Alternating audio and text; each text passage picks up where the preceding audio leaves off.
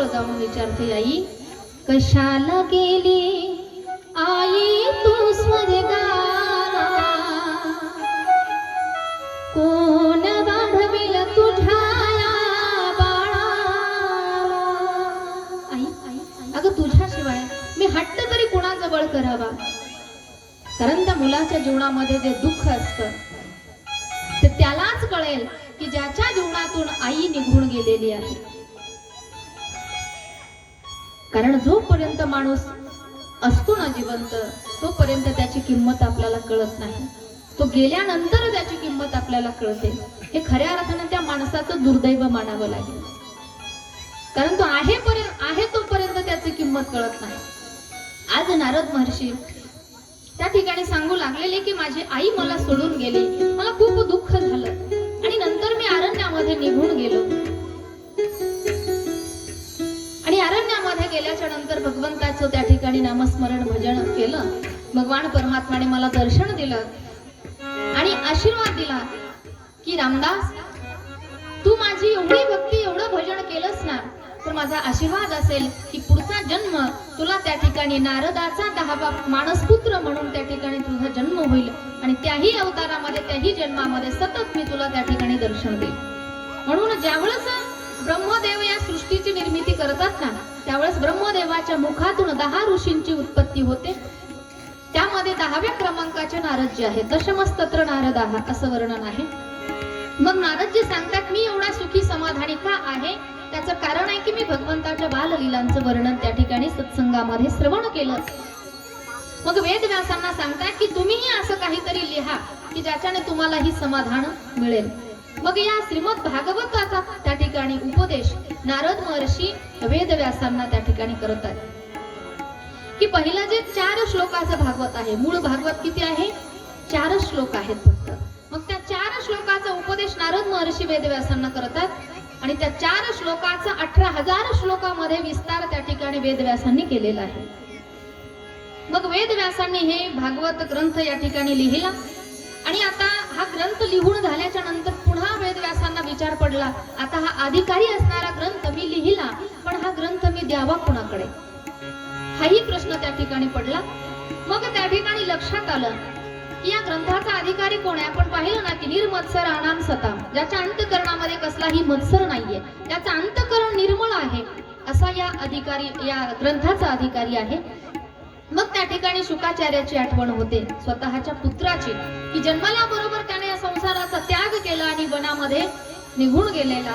मग त्या ठिकाणी 4 काही विद्यार्थ्यांना व्यासांनी बोलवलं, त्यांना काही मोजके श्लोक त्या ठिकाणी पाठ करून दिले आणि जा म्हटले अरण्यामध्ये, जिथे माझा पुत्र शुकाचार्य त्या ठिकाणी भगवान परमात्म्याच्या निर्गुण निराकार त्या भगवंताच्या ध्यानामध्ये आहे, त्याला जाऊन हे श्लोक त्या ठिकाणी ऐकवा.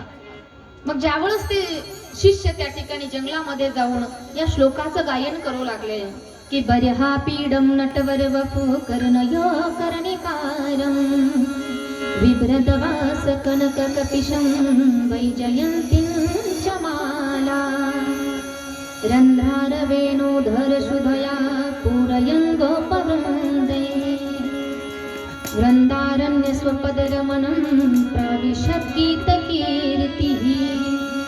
बर्हा पीडम म्हणजे त्याने मोर मुकुट त्या ठिकाणी धारण केलेला आहे, मोर पिसांचा मुकुट धारण केलेला आहे. कर्णयो कर्णिकारम, कानामध्ये कणेराचे कान त्या ठिकाणी फुलं कानामध्ये घातलेले आहेत. आणि असं सुंदर जे भगवान परमात्म्याचं स्वरूप आहे, त्याने अधरावरती वेणू त्या ठिकाणी धरलेला आहे. आणि त्या वृंदावन क्षेत्रामध्ये स्वपदरमण म्हणजे पायात चप्पल बूट काही न घालता त्याने त्या ठिकाणी फिरलेला आहे. अशा त्या भगवंताचं वर्णन ऐकलं जेव्हा शुकाचार्यांनी, त्यावेळेस शुकाचार्य समाधीतून बाहेर आले.